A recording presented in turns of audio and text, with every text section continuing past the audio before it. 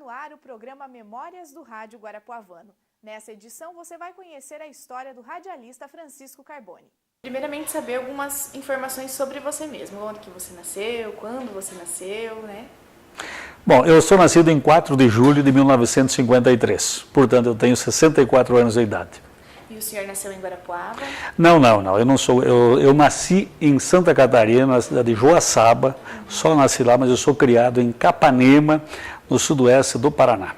Meus pais migraram para o sudoeste ainda nos anos 50, no período que antecedeu até a chamada Revolta dos Colonos. A sua formação? O senhor é formado? Eu tenho a formação na área de História, né, fui professor também por um período, e em jornalismo, ambos na Unicentro. O senhor atuou quanto tempo como professor e quanto tempo? Não, enquanto eu atuei como professor à noite, né, durante o dia eu trabalhei em rádio. Quantos anos de experiência no rádio? Bom, no rádio eu comecei nos anos 80, né, um pouco anterior, acho que dos anos 80. Eu já sou aposentado pelo INSS, né, mas eu trabalhei em várias emissoras de rádio, no Paraná e Santa Catarina. E assim, no total, o senhor continua trabalhando, atuando? Eu continuo trabalhando, é claro, somente na TV agora, momentaneamente só na TV. Entendi. Dessas 20 rádios, mais de 20 emissoras. O senhor teria como contar um pouquinho sobre alguma delas? Sim. Eu poderia até falar mais do lado de cá do Iguaçu, então vamos dizer assim, né? Eu trabalhei também por um período em Laranjeiras do Sul, já que você é de Laranjeiras, né? Trabalhei na Rádio Educadora, né? Por um período também no início da década de 90, né? Fazia um programa na parte da manhã, das 8 ao meio-dia, né? Na Rádio Educadora, que era um programa de entretenimento e jornalismo, né? Era um programa mesclado, né? Atendendo a essas duas áreas aí. Em específico em Guarapuava, quantos anos de atuação? Em Guarapuava, eu vim para Guarapuava em 92, em novembro de 92, eu estava até em Dionísio Cerqueira, na época que eu vim para cá, né? Eu vim para Guarapuava em 92, comecei na Rádio Cultura, na Rádio Cultura AM, né? 560, agora já nós só temos Rádio FM, né? Mas na época era AM. Comecei um programa à noite por um curto período, né? Aí já passei na parte da manhã, começando com o horário, acho que se não me engano, era um programa aqui das 8 até as 9. E aí houve uma mudança também de direção já logo após que eu entrei. Acabei ficando no período das 8 ao meio-dia na Rádio Cultura. É um programa de jornalismo aí, né? Além da Rádio Cultura, teve outras... Passei por outras emissoras aqui em Guarapuava também, sim. Trabalhei na Rádio Difusora, na Atalaia também por um curto período, aí alternando as duas, né? Tanto na Difusora quanto na Atalaia, já que são do mesmo grupo. Também na Rádio Exclusiva, que é uma emissora que não existe mais em Guarapuava, que era de um grupo de Curitiba, à época, né? Hoje é a Rádio Cacique. Isso foi nos anos 2000, né? Fiquei por um período também na Exclusiva, né, que era uma emissora que tinha mais um jornal na área de manhã, né, integrado com várias emissoras no estado. E assim, com relação à programação, né, que tipo de programas que o senhor normalmente apresentava? Não, em Guarapuava eu fiquei sempre na área de jornalismo. Sempre na área de jornalismo. Trabalhei também em impresso, é claro, em Guarapuava, mesmo em TV também, né? Mas aí no rádio eu estive nessas emissoras. No período que o senhor trabalhou no rádio, sempre foi em AMs? Sim, AM. Sempre rádio AM, né? Entendi. Em Guarapuava. E como que era trabalhar em rádio nesse período, assim, Olha, quando eu vim para Guarapuava, digamos, nós tínhamos... havia várias emissoras, já as mesmas emissoras que nós temos hoje, né? Com exceção da T, né? Que é uma emissora mais recente, mas as rádios AM são as mesmas, ou seja, era a Cacique, a Atalaia, a Difusora e a Cultura, né? Que eu trabalhava, que eu comecei trabalhando à época em Guarapuava. Eram estas as emissoras, né? Que tinham na época e permanecem também até os dias de hoje, no caso, né? Por um curto período, uma delas que foi a Cacique, mudou de nome, né? Mas aí voltou depois de um período, voltou a se chamar Rádio Cacique novamente. Né? Sim. Dentro das rádios, tanto da Atalaia, da Difusora, como da Cultura também, que o senhor trabalhou, existia uma hierarquização de funções? Como que funcionava? O senhor exercia a função mais jornalística? Na área de jornalismo. Eu sempre estive na área de jornalismo só. Né? Independente da função? Sim, somente atuei na área de jornalismo. Pelas emissoras que eu passei em Guarapuava, eu trabalhei na área de jornalismo. Mas com a reportagem? Apresentando o programa de entrevistas ou mesmo também na função de repórter também, né? Aí alternei também, né? Tanto apresentando o programa, quanto também buscando na área externa também como repórter. E entre as funções, né? Tanto como apresentador como repórter, existia alguma preferida entre o senhor? Não, eu sempre preferi a área de jornalismo. Sim, mas dentro do jornalismo, tanto a reportagem como a apresentação, né? Ir para a rua ou apresentar, o senhor teria uma preferência? Eu sempre gostei de ser repórter. Ser repórter. Eu cheguei até a ser narrador, né? Na cultura, né? Chegou um período ali que não acabou ficando sem narrador, fui quebrar um galho. Então, por um tempo, fui até narrador na equipe de esportes na Rádio Cultura. E, assim, falando agora da questão das empresas, né, da rádio enquanto empresa, quem que era os grupos, os donos das rádios no período que o senhor trabalhou? Não, na Rádio Cultura é uma emissora que pertence à Diocese, né? Já foi criada na década de 70, né, pela Diocese, à frente do Dom Frederico Elber, né, e continua até os dias de hoje nas mãos da Diocese. Né. No caso, a exclusiva, né, que foi um curto período, também que tive um período da exclusiva, era do Luiz Mussi, que é um empresário de Curitiba, né, e tinha várias emissoras no estado, e tinha essa emissora também em Guarapuava, então. A Atalaia Difusora é do Grupo Matos Leão, né? Já há vários anos, né, que está nas mãos deles, acho que desde o início da década de 80, que eles adquiriram essas emissoras e está nas mãos deles até os dias de hoje.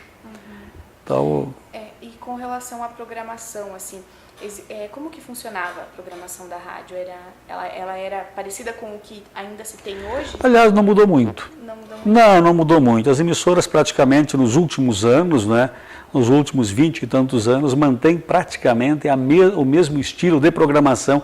Eu falo das AMs que estão migrando para o FM, né? Mantém praticamente o mesmo estilo, né, de programação, com algumas mudanças, é claro, mas não assim tão significativas as emissoras. E com relação assim aos programas jornalísticos, eles eram diários? Sim, programas diários.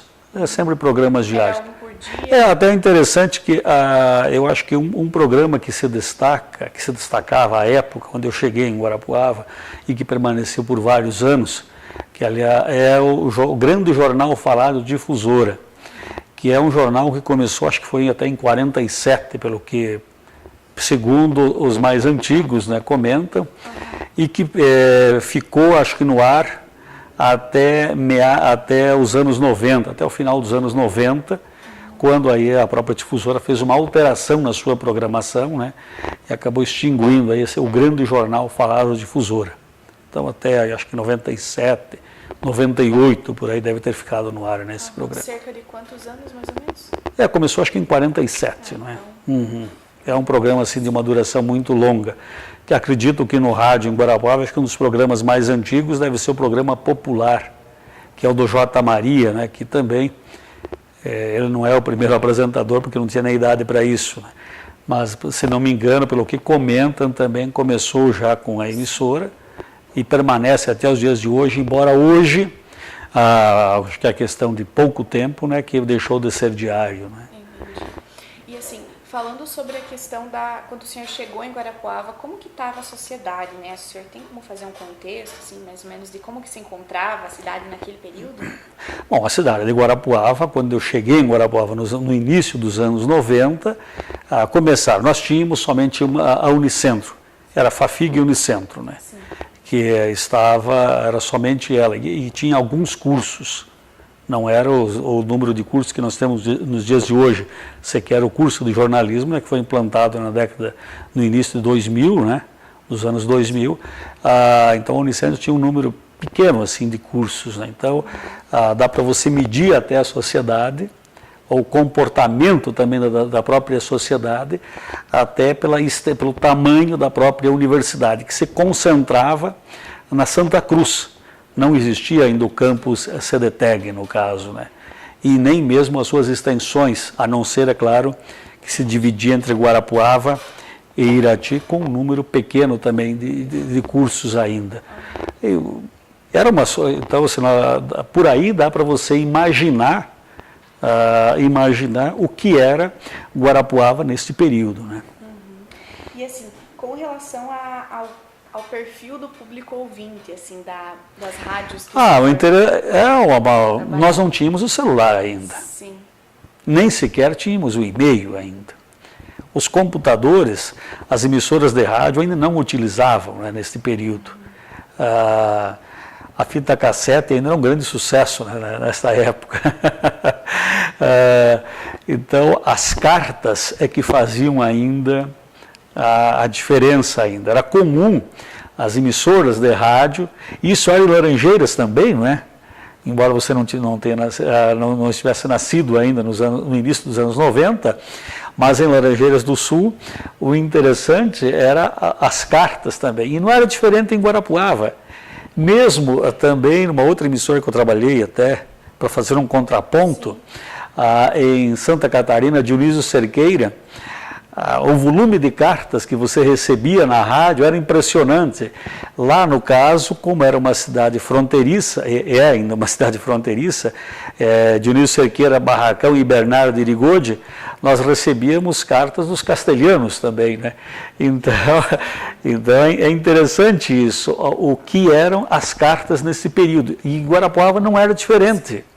As pessoas vinham cartas do Guará, Inácio Martins, você recebia muita carta, Pinhão, a gente recebia muita carta também de Pinhão, né? Palmeirinha, Campina do Simão, que ainda pertencia, claro, a Guarapuava também, mesmo Goiuxim também, Candói, o Segredo, que hoje é a Foz do Jordão, então a Rondinha, que hoje é a reserva do Iguaçu. Então é interessante isso, que da região toda, a Rádio Cultura tinha uma grande penetração, né, nesses municípios, até por ser, acho que, uma das poucas emissoras com alcance regional, né? Com alcance regional, e a rádio também se fazia presente também com uma certa frequência nesses municípios, nesses locais que, embora alguns não fossem municípios ainda à época, até pela questão da igreja, por ser uma emissora pertencente à Diocese de Guarapuava, então ela tinha uma grande penetração também, até pelas transmissões da Santa Missa e mesmo de programas religiosos também, né? E mesmo também porque a rádio também, neste período também se fazia presente. Eu lembro que nós íamos também muitas vezes, tanto no Pinhão em fazer transmissões, ou mesmo no Segredo, que nós tivemos até algumas vezes,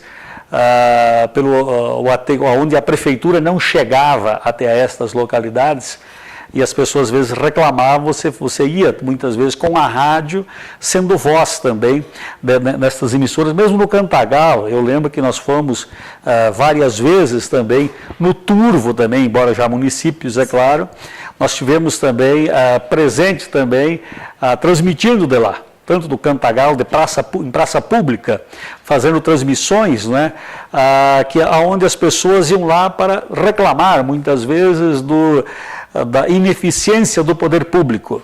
Não quero dizer só do município, né? Sim. Mas da não presença do poder público, tanto em Cantagalo, mesmo no Turvo, Inácio Martins também nós tivemos assim muitas vezes, como eu disse, no Candói, no Segredo também, que não era município ainda, Pinhão, enfim, é interessante essa interação, né? Apesar de ser por cartas, que a gente pensa que é uma coisa tão demorada, mas nós íamos com a rádio também nesses locais. Sim. Com a Rádio Cultura, nós fomos várias vezes, em várias destas comunidades que eu citei, né, e outras também, a gente ia nestas comunidades, até para que as pessoas gostavam também, obviamente, de ir lá, conversar e falar também, e dizer dos seus anseios e dos seus desejos também, que fossem ouvidos pelo poder público, quer no âmbito municipal ou mesmo em outras esferas de poder. Não é? Então, Então a rádio, nesse caso, ela mantinha um contato próximo com o... Sim, a Rádio Cultura, ela mantinha também, sim, mantinha-se. Eu falo mantinha porque neste período, né, eu estou dizendo deste período, não quero dizer que não mantenha hoje. Neste período, porque nós íamos com a rádio nestas comunidades, né, muitas vezes solicitavam por carta, não é que fossem, e também devido também a que não tínhamos emissoras também na maioria destas comunidades, como hoje nós temos as rádios comunitárias, não é? Naquele período nós não tínhamos. Então, era importante se fazer presente também, porque isso representava um anseio e um desejo também da própria sociedade, da própria comunidade, principalmente as comunidades interioranas, que elas têm o rádio como a única fonte, ou pelo menos tinham, e tem ainda até os dias de hoje, como a única fonte de informação. Porque o rádio é interessante também, e nós temos que ter isso lá, principalmente os que fazem jornalismo nos dias de hoje, talvez sonham mais com a televisão ou com o impresso, que está um tanto quanto discutível no momento, mas o rádio, ele sempre foi um veículo presente no meio urbano e rural. Por quê? Porque as pessoas estejam onde estiverem, a dona de casa pode estar fazendo comida, o trabalhador rural pode estar na roça ou tirando leite, ele pode levar o rádio, não pode levar a televisão. Sim. E o celular nem sempre vai conseguir acessar, não é? Dependendo do local. Dependendo do local. Então para você ver como o rádio ele é importante na vida, no cotidiano das pessoas, no dia a dia do cidadão, seja ele urbano ou rural. Com relação às rádios aqui também, né? Sim. Existia um modelo de rádio, alguma rádio assim que falando na questão jornalística, principalmente, existia uma rádio padrão aqui que todo mundo às vezes almejava em trabalhar? Bom, aí cada um vai puxar para o seu assado. Eu acho que se você entrevistar alguém da radiodifusora, ele vai falar da sua rádio. Uhum.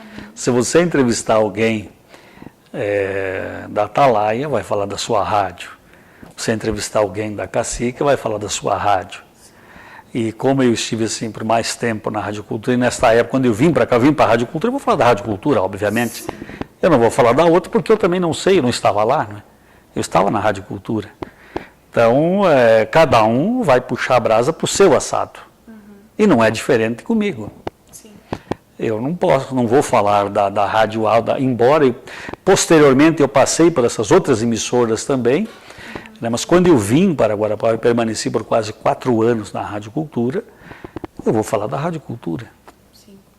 E na Rádio Cultura, de manhã até, havia a rádio foi, após a entrada também, e mesmo com a mudança de direção também que ocorreu no início de 93, quando ele era diácono ainda e posteriormente foi ordenado sacerdote, que é hoje o Padre Jackson, né? Ele acabou colocando um novo estilo também na rádio, né? Deixando ela praticamente na manhã toda com programas de jornalismo. Eu fazia das 8 ao meio-dia, então um programa de jornalismo, né? É um programa longo e neste período também, né, como eu falei que nós íamos também em outros municípios, até transmitíamos também, nós saímos do estúdio e íamos para outros locais, obviamente você acabava levantando polêmicas também, né? Sim. E dentre estas polêmicas, podemos dizer assim, lá em Segredo, que hoje é Foz do Jordão, eu acredito até que nós tenhamos contribuído até neste período para que esse desejo de emancipação também, né? Eu lembro que nós fomos algumas vezes lá, né? Que havia esse anseio também, né, da comunidade. E também mesmo em Guarapuava também, outros casos polêmicos também acabamos suscitando através dos microfones da rádio. Eu sei que as outras emissoras também deve ter ocorrido isso, mas eu vou me ater a que eu estava atuando.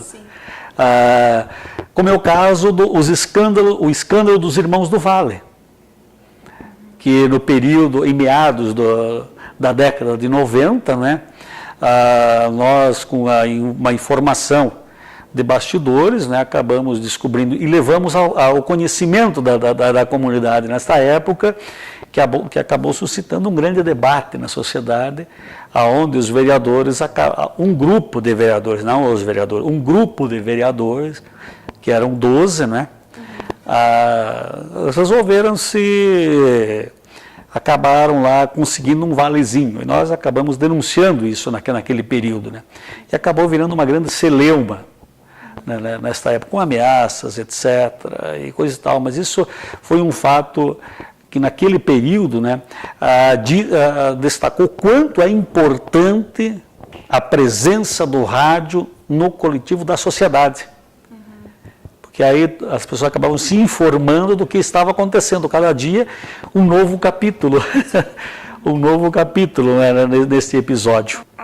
O senhor teria algumas histórias assim, diferentes, digamos assim, de algo diferente que aconteceu, assim, com convidados muitas vezes, ou até com vocês mesmos que trabalharam? Nós tivemos assim num debate eleitoral em 96, acho que foi, 95, 96.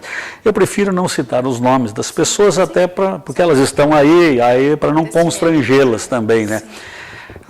Nós tivemos um dos convidados que puxou uma faca. E aí, acabou, tivemos que entrar no deixa disso. Acalmar, levar um para uma outra sala, e isso na Rádio Cultura. E isso era ao vivo? Sim, era um programa ao vivo. Um programa de debates que nós tínhamos principalmente às sextas-feiras, né, dentro do programa Povo no Ar. Nós tínhamos um programa de debates também, né, e acabou suscitando aí uma briga, né. Nós tivemos uma briga, mas não... aí algumas pessoas acabaram interferindo também, já que havia, além dos participantes, nós tínhamos outros também, né, que estavam por ali, né, ditos assessores, acabaram interferindo e levando um lá para uma outra sala, coisa e tal, e acabou entrando, deixa disso, né, e o homem com a dita faca fez uns riscos no chão, mas não passou disso. Né. Bom, né? Mas foi até... que despertou assim até uma certa atenção. Também num outro debate também, nós promovíamos sempre às sextas-feiras, no município vizinho também, né, até um desses contendores, depois posteriormente deixou a função pública e hoje é jornalista também, não em Guarapuava, né, mas aí foi para Curitiba estudar, né. Também aconteceu que nós tivemos que colocar, como tinha 2 estúdios, né, para que não fossem as vias de fato, nós colocamos um em cada estúdio. Então, até para que isso não era de Guarapuava, isso era do município vizinho, também teve um grande bate-boca, não é?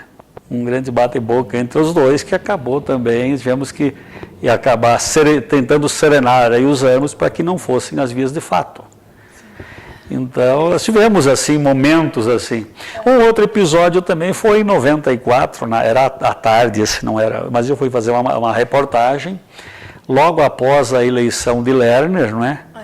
Para o governo do estado, acho que foi em 94 isso.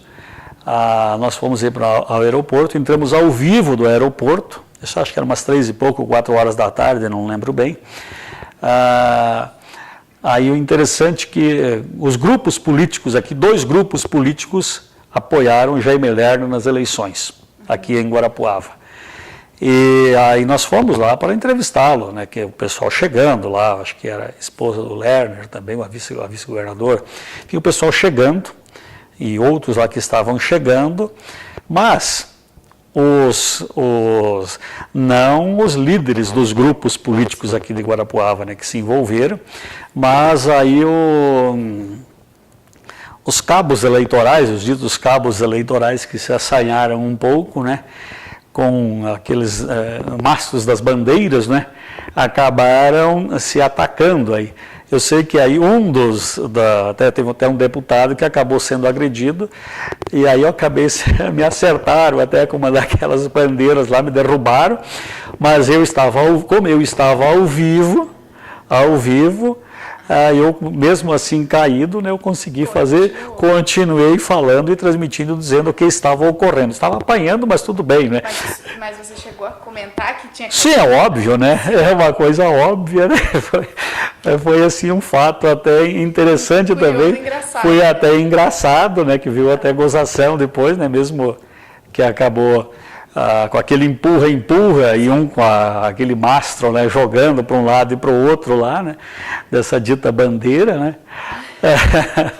Acabei, mas claro que não foi intencional.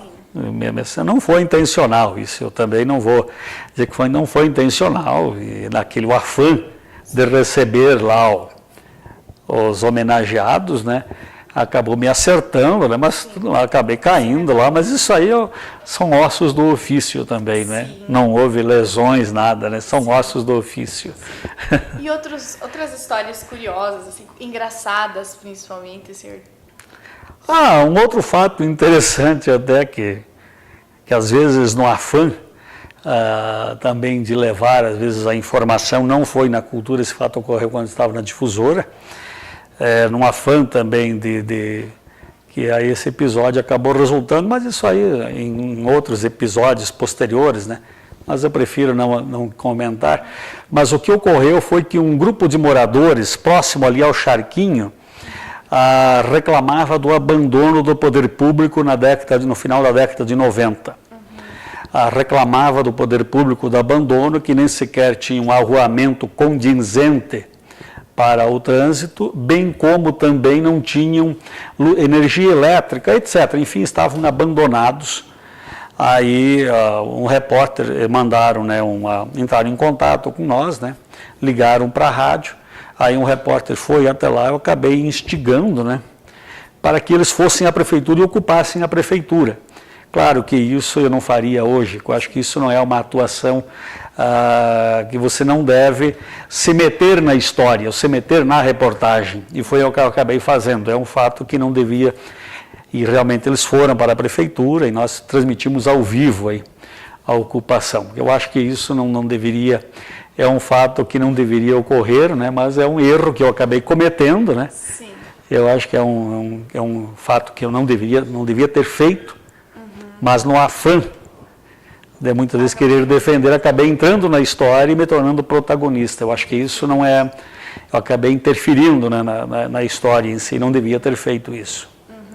E, assim, falando agora com relação aos salários, como que funcionava? O senhor recebia um piso de jornalista, como que funcionava essa questão dos pagamentos, assim? Olha, após mesmo eu estando com um período de... Eu vou falar do meu caso, né? Eu vou falar do meu caso, eu não sei os demais, talvez poderiam até reclamar da questão salarial, mas eu acho que sempre recebi o acordado, sempre recebi o acordado. Durante 11 anos também eu fui o jornalista responsável pelo jornal da Diocese, né, o jornal escrito no caso.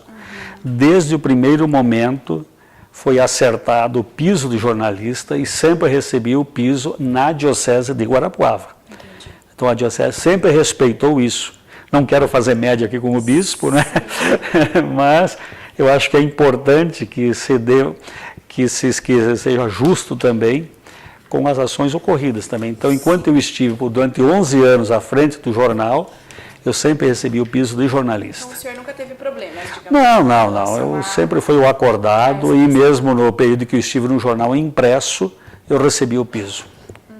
Carbone, com relação ao período... E mesmo na rádio também, aí depois, quanto jornalista também, né, com o Jorge Teles, né, ele acordou comigo, eu fazia um programa ao meio-dia, até que você lembrou, né, eu fazia um programa ao meio-dia também, ele me pagava condizente com o piso de jornalista. Entendi. E com relação ao período de ditadura militar, o senhor chegou a trabalhar nesse período? Em que rádio que o senhor trabalhou nesse Não, período? Neste período, assim, eu estive, mas não foi na região de Guarapuava, estava na região sudoeste do estado. Entendi. Então, não nada a ver aqui com Guarapuava. E teve eu vim para cá em 92, né? Entendi. Nos anos 90 eu estive em Laranjeiras do Sul, né? Anterior a isso eu estava no sudoeste do estado. Entendi. E quando o senhor chegou aqui em Guarapuava, ainda existiam reflexos dessa questão da ditadura? Quanto à questão de querer impor, embora como nesse período, eu vou dizer, do escândalo dos irmãos do Vale, né? Eu acho que eles fizeram, por serem alguns, né? Alguns, por serem detentores de mandato, tentaram fazer pressão em cima da direção da emissora, mas à época a direção, né, da rádio, né, me acompanhou inclusive numa tal de CPI que eu cheguei a ser ouvido, né, mas que não deu em nada depois, né, porque eu consegui provar que eu tinha razão na denúncia, né, com a ajuda, é claro, de um vereador até, né, mesmo sofrendo a pressão, né, o próprio padre, à época, que era o diretor da rádio, né, o diretor-geral da rádio, que era o padre Jackson, né, me acompanhou também, me deu apoio, então eu não posso, assim, não tenho nada. Na Rádio Cultura não tive, assim, problema. Não.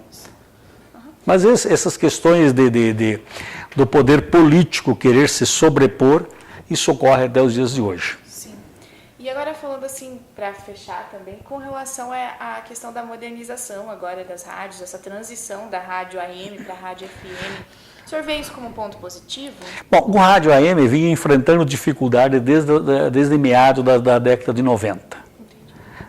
Pelo fato de que ele tinha dificuldades, as pessoas tinham dificuldade na área urbana de acessarem o rádio. Porque não havia, não conseguia sintonizar, muitas vezes se queixava, mas eu não consigo ouvir mais, talvez pelo advento da internet, etc. Eu não sei exatamente o que seria, acho que um engenheiro é que pode explicar melhor isso, mas enfim, e agora com essa transição para a frequência modulada, ganha o rádio sem dúvida nenhuma. Eu acho que foi acertada essa medida, né, no caso, para que as pessoas pudessem ter acesso, porque as emissoras, eu vou falar das AMs, né? A Cultura, a Difusora, a Atalaia e a Cacique, acho que essas 4 emissoras, eu falo de Guarapuava, né? Hoje, as que migraram, elas facilmente podem ser sintonizadas no perímetro urbano, coisa que até um tempo atrás era impossível. Mesmo aqui no prédio que nós estamos agora, a Rádio Cultura, que está aqui no edifício Nossa Senhora de Belém, tem dificuldades na amplitude modulada, ou seja, em AM, ser sintonizada. Agora, com a frequência modulada em FM, não. Esse problema desapareceu. Ela é facilmente, assim, aonde quer que você esteja, você sintoniza a emissora, ou qualquer uma das emissoras. Não é? Então isso é um ponto extremamente positivo. É um ponto positivo também, e uma valorização do próprio profissional, que já, do meio rádio, principalmente, que estava na amplitude modulada, vai para a frequência modulada e melhora sem dúvida nenhuma. Com relação à programação, porque é uma questão assim que muitas pessoas têm dúvida, né? Essa programação da AM, ela vai acabar mudando? Obviamente, eu acho que ela acaba melhorando e se adaptando aos novos tempos. O que o rádio precisa também, com esta migração, ele precisa estar também antenado, que não é porque ele estava no AM e vai para o FM que agora ele tem que ser mais uma emissora FM. Não. Eu acho que ele deve continuar mantendo a sua característica, que o consagrou muitas vezes até por ser uma emissora mais jornalística. Eu espero, é claro, que o rádio agora com a migração, ele continue sendo uma emissora jornalística, mas ouvindo principalmente os anseios do cidadão, quer da área urbana, quer da área rural. Que ele possa dar voz também para estas pessoas, continue dando voz, ainda mais agora do que já vinha ocorrendo. Embora nós não estejamos mais no tempo da carta, mas hoje nós temos aí as mídias sociais, né? E o rádio soube se inserir muito bem e se apropriar muito bem das mídias sociais, que ele se utilize muito bem disso e que faça essa interação com o coletivo da sociedade. Independentemente de cor política ou credo religioso, que procure dar vez e voz a todos, que todos se sintam contemplados no meio rádio, não somente este ou aquele grupo político, este ou aquele credo religioso.